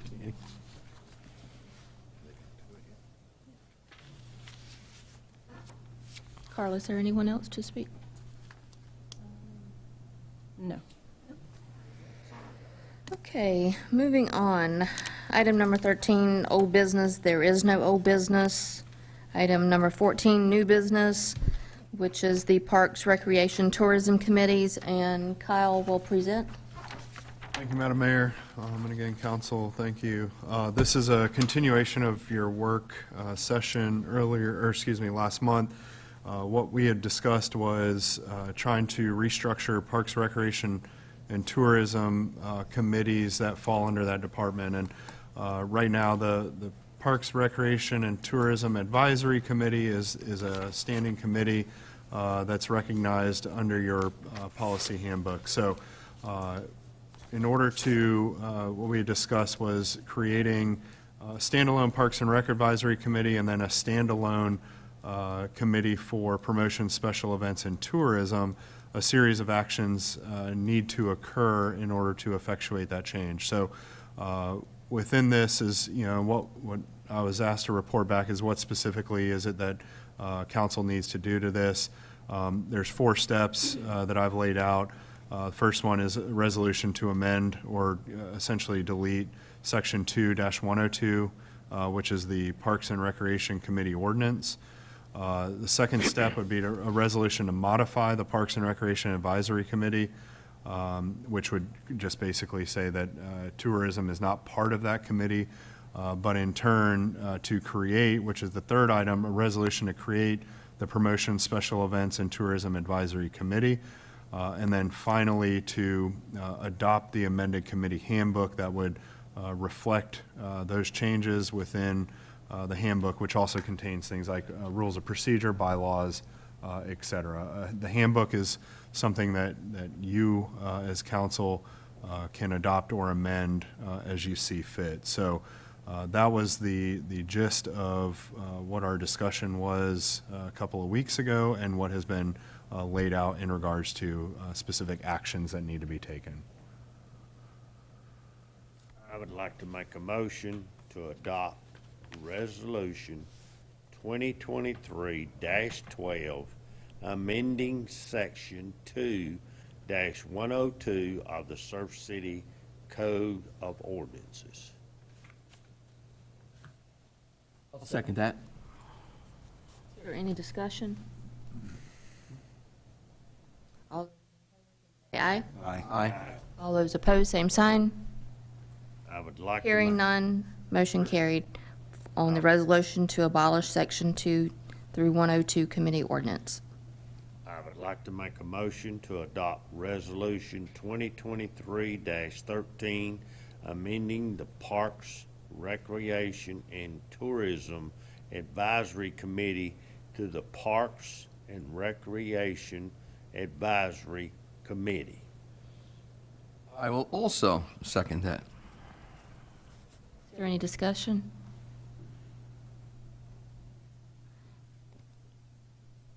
All those in favor, please say aye. Aye. All those opposed, same sign. Motion carried. I'd like to make another motion to adopt Resolution 2023-14, establishing the Promotions, Special Events, and Tourism Committee. I will be glad to second that. I'm on a roll. Any discussion? Nope. All those in favor, please say aye. Aye. All those opposed, same sign. Motion carried to create Promotion, Special Events, Tourism Committee.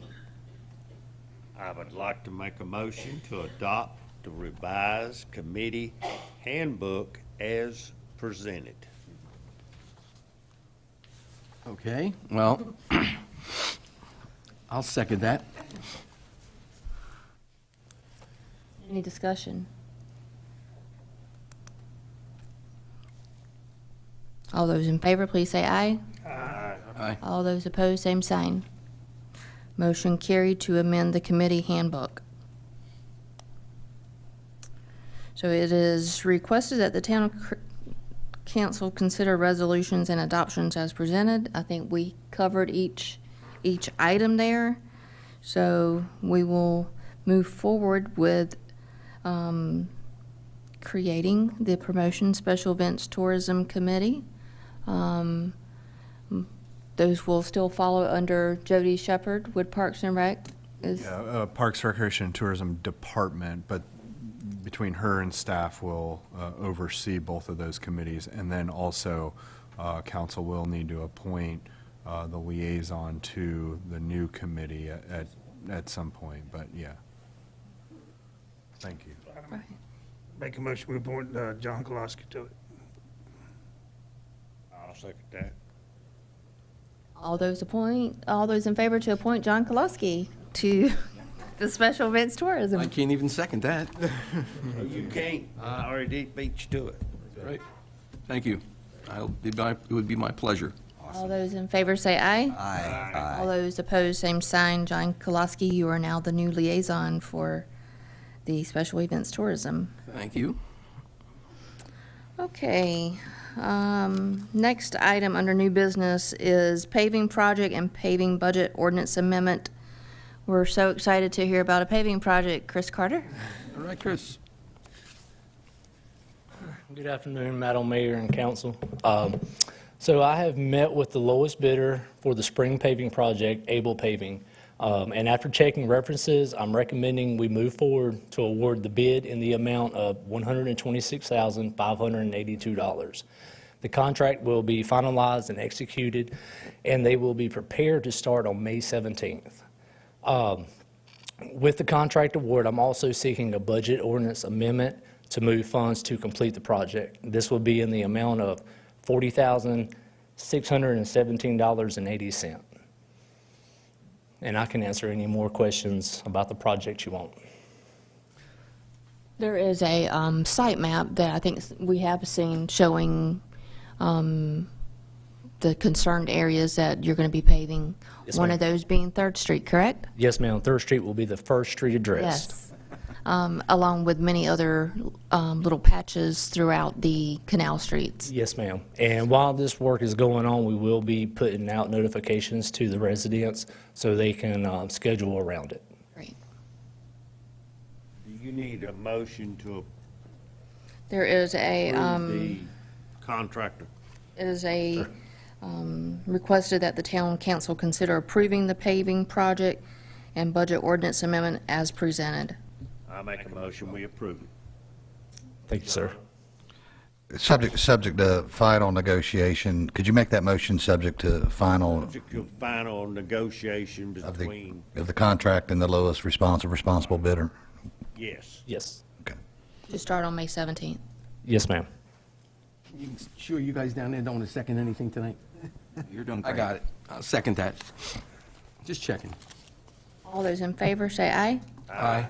All those opposed, same sign. Motion carried to move forward with the paving project. Thank you, ma'am. Thank you. Item number 3 under new business is the Mavis Tire Site Plan, and Amy Kimes, Town Planner, will come back up. You're on the hot seat again. I got a lot less to say this time. Okay. So the Mavis Tire Supply LLC has submitted a site plan for approval. The site is located adjacent to NC 210, Cato Way, and East Florence Way, or in other words, right in front of this building. The proposed project consists of an approximated 6,925 square feet of quick change tire store. The building will support 8 bays, associated offices, and internal storage. The proposed site plan provides direct access on Cato Way, as well as a driveway on the shared access between the new Petco and the site. Access is not provided directly to NC 210. The current roadway improvements that were a part of this larger development will support this use. This is the last use that can go in without a revision to the traffic impact analysis that was done for this area. The project will provide sidewalk along Cato Way. It provides the maximum number of parking spaces allowed by the ordinance and will meet the buffer and landscaping requirements per the ordinance. The site will be a part of the existing stormwater pond permitted by NCDEQ. All stormwater permitting information and numbers are in your packet tonight. During the planning board meeting, discussion was held regarding the architecture of the building. The applicant worked with staff through the TRC process to update the building to meet town ordinances. The applicant has made additional revisions to the architectural plans based on comments from planning board. The architectural plans that were reviewed by the planning board as well as the revised plans are in your packet for review. The revised plans changed the color to a softer green and also added an additional storefront look on what would be considered the backside, kind of facing us, to break up that long monotonous wall. So planning board recommended approval of the site plan with modifications to the building to be submitted to staff for review. It is requested that the site plan and the revised architectural plans be approved as submitted. I'd be happy to answer any questions. I make a motion, we approve it. I'll second it. Is there any discussion? Chick-fil-A. What do you say? Hearing none, we have a first and a second. All those in favor say aye. Aye. All those opposed, same sign. Motion carried to approve the Mavis Tire Site Plan. Thank you. Thank you. Okay, at this time, we're going to move forward to the council forum. And we'll start down there with John. Sure, why not? Well, I'd like to thank everybody for coming out tonight, those here and those watching at home. It's great to be here to hear all these proclamations for the day of prayer, Police Week. Police do a hell of a good job for our town, keep us safe, keep us sound. National Boating Week, important, of course. If you have a boat and you go out and, you should do what you're supposed to do. And Beach Safety Week's another good one. So, other than that, glad to see everybody comes out. Thank you very much. And that's all I got to say, except for I'll second that. Mr. Buddy? Thank you, Madam Mayor. I'd like to thank the town manager and department heads for the work they did on the budget, bringing the budget forward. It's a very strenuous task they have to look at and figure out not only their needs and wants, but what has to be done. And one of the most pleasing things to hear is there will be no taxes and no increases to our citizens, which is great.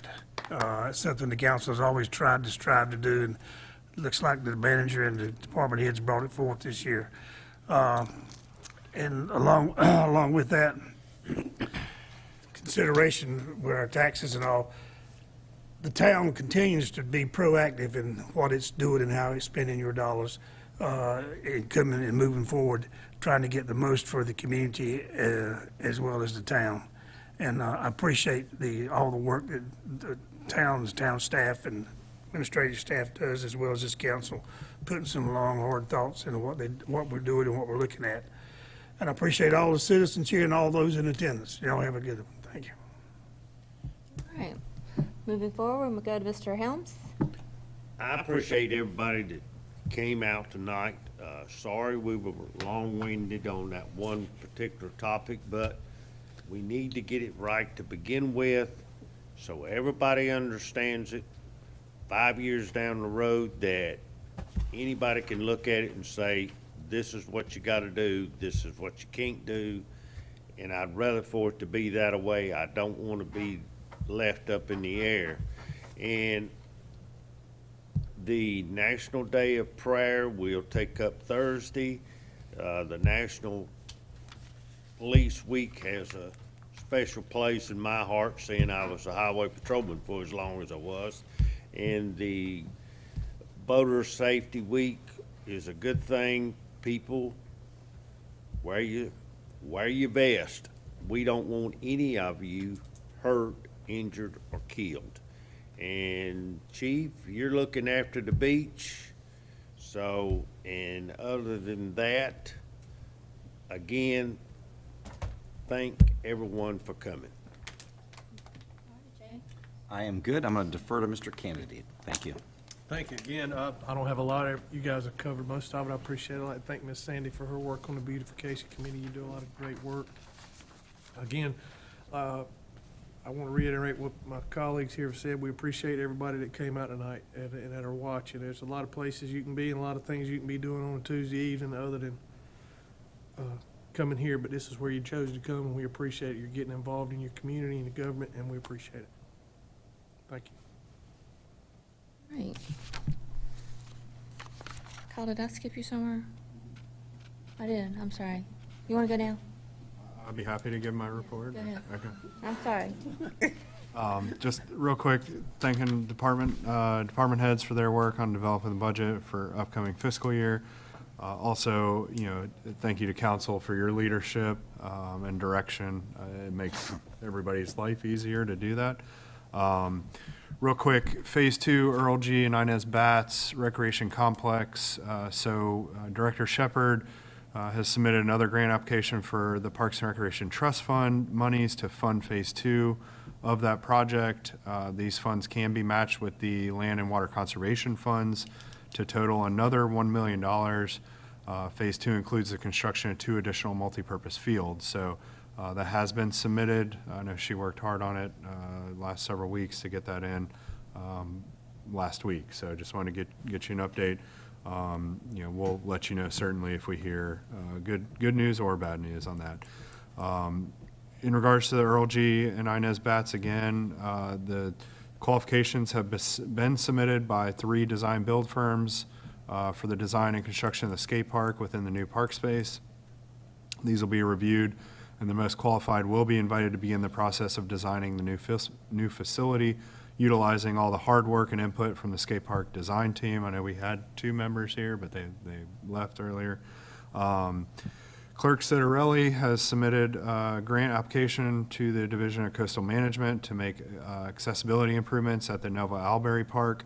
and Broadway Beach access. The grant seeks to fund and install handicap parking spaces, sidewalk connecting to the bathroom facility, as well as funds to install a beach mat to get rid of the Hatteras ramp at this location. If accepted, the town will be invited to submit a full proposal in August. Qualifications have been submitted from firms to update the town's development and technical standards related to zoning and subdivisions.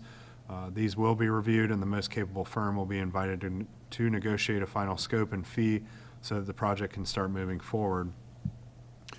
It was brought up earlier, but the contractor will be replacing all the dead and missing plant material this week and next, and preparing the roundabouts for sod installation. All work should be completed by May 24th, and we'll start the 12-month warranty period on all that material. I'll continue to work with the division on any potential residual funds from that project that may be utilized elsewhere for enhancement. Our facilities and grounds director, that's a carryover. We already saw that. General Assembly, right now is really a busy season in Raleigh. The town remains active in continuing to track numerous bills making their way through the General Assembly. Of note, House Bill 571, which addresses highly treated effluent discharge, which would be of benefit to the town. But there's a multitude of bills that are out there. We continue to track those until the crossover date, which technically means that they can be considered or not considered within this long session. So we'll continue to do that. And then just wanted to note that on May 20th, we'll hold our Bridge Jam. So hopefully everybody can make it out to that. And this year, we'll be honoring Mr. Elvin Padgett and Miss Faye Batts, pending their availability. The event will be held from 12 to 5 p.m. at Soundside Park. So with that, Madam Mayor, I submit to you my report. Did our attorney have any? Yes, Madam Mayor. It's not really a update on legal items. I just want to thank the members of the public for their patience, as well as this council and you, Mayor, and the applicant. A lot of work goes on to get these conditional zoning applications before this board. A lot of work goes in by the applicant, by staff. It's not always as neat and easy, particularly if an applicant doesn't agree verbatim with the terms. We want to get it right so we don't have to get into litigation, which is going to cost way more money than continuing this for 2 weeks. So I just want to thank everybody for their patience and time and willingness to help us get this right. Thank you. So I just want to end by saying thank you to all the department heads, especially to Kyle and Melissa that worked very close with council to have a budget presented that was accepted tonight with no increase in your property taxes, no increase in trash and recycling, and no increase in water and sewer fees. Also, with that $3.5 million being transferred into the beach nourishment project to keep us on track with that project when it starts. And then, other than that, I hope you join us on Thursday, 9 a.m. at the park for prayer day. And then, very exciting news from Chris Carter. I can't wait. My phone will probably have 15 less calls tomorrow, so it's very exciting. And with that being said, do I have a motion to adjourn? I'll make a motion to adjourn. Now, wait a minute, Don, wait a minute, come on. I'll second it. All right, fair enough. All those in favor say aye. Aye. All those opposed, same sign. Motion carried. Trying to Thank you get for one in coming. there, Don,